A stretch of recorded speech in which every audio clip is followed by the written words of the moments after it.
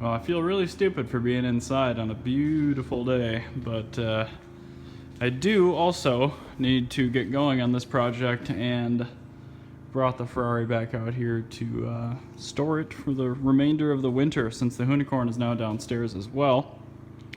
I'm waiting on my buddy to show up to take me back to the other side of the cities, so I figure I'll get a start on this car. Kind of approximately, let me grab a chair here. Approximately what I'm gonna do, I'm gonna start with removing the plastic under panels right there. That looks like just 8mm little bolts. You do have to start with the side flap piece first over there, and that hinges out of the way. Then you can see the fuel filter and all that. Once that is out of the way, then you go for the secondary flap here. Once those flaps are disconnected, next up is the exhaust. You can see it's an e46 on one side, and it looks like a 13 or something on the other side. A series of 13 mils in the middle, and then 13 mils on the back. There's also a diagonal cross brace up there. I believe those are 17mm. They might be 16. Once all that is out of the car, there's that really thin aluminum heat shielding up there. That's a bunch of 10mm that just drops right down out of there. And then at that point, I'll obviously show you all this along the way as well. But once you're to that point, you'll be able to see the drive shaft pretty well. And this car has a completely nuked drive shaft. I'm not sure if it's in the center bearing or if it's some other issue, but it's really terrifying, especially with the SMG at the helm. So I'm gonna maybe try to get to that point where I can see the drive shaft before I leave. It's entirely possible that the drive shaft will be out.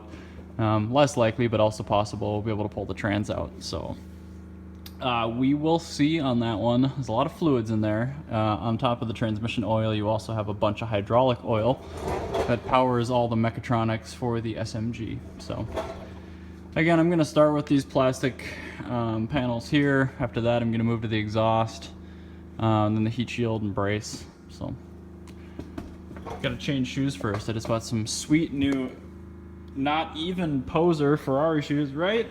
Although it says Rosso Corsa on the box, they're so not a match. A little bummed about that. Not really. But anyway, I'm going to get going and try to show you the steps here along the way. But consider this part one of the e46 M3 to 5-speed manual transmission conversion video series. Well, everything came off super easy. Previous owner actually bought that differential from me. Sorry, not previous owner. Current owner bought the differential from me, so everything that I took off, except for the forward exhaust bolts, had just been taken off. And now, boy do I understand why this thing was so terrible off the line. That's really awful. His CV looks perfect, so this will be a good candidate drive shaft to send off for remanufacture, which is good. Lovely weight. We'll be taking that off. Guibo is also a little bit cracked, probably from that center support barrier failing. So those are 13 mil. Those are E10, I think, e-torques, and these should all be 18 or 19. So I'm going to go ahead and undo all that right now and drop it out. However, I'll tell you guys how I usually do this, which is a little more sketchy, but take all of the, first spin that out of the way, take all the 13 mils, including the two little guys, off, so you actually have access with a wrench to behind the Guibo. The transmission will drop a little bit, but it's not that bad. But don't pull it off the Guibo once it's loosened. Then go back there, undo all those. You will need it out of gear to do that. And then once you're done, pull the two 13s, and the whole drive shaft will kind of V down in the middle, and you can take it off the transmission first because it has a guide dowel, and then you can pop it out of the diff pretty easily. Alternative is undo the Guibo if your trans is in gear and you're lazy like me. Then take the 13s out, then you should have just enough room to slide it off the guide dowel, and then you can turn it manually while putting a lot of unnecessary pressure on your diff and your CV. But those are two feasible ways of doing it. I don't really have a way I would suggest, but that's next up for me. So pull the transmission cross member, pull the drive shaft. So there you see the original drive shaft. And then the shinier one was actually a prior Reman e46 M3 shaft I bought to have lengthened. So the front has been retubed. And I'm just noticing that it doesn't have this little step here, so I hope that's not a problem as far as clearances are concerned. Shouldn't be. But anyway, you can see it's got 4 inches added to the front of it, and that is apparently the magic number for the 5-speed to 6-speed difference. So we will see. Actually, looking at it more, it looks like this diameter is closer to the smaller, so it should be okay. I'm not exactly sure why BMW does the bigger section in the front. Anywho. Drive shaft's out of the diff. Center support bearing. And there's the trans. I actually went back into the car to pull it out of gear, but the SMGs are really picky about not wanting to shift out of reverse when they're off, so I was able to luckily get all 3 of these out without having to move the transmission out of gear, which is pretty cool. So just a few electrical connectors to disconnect on the trans, and then pull the entire mechatronic unit off the back. On my convertible, I didn't disconnect any of that. It's still sitting in a lump actually downstairs because I pulled the transmission and engine out together.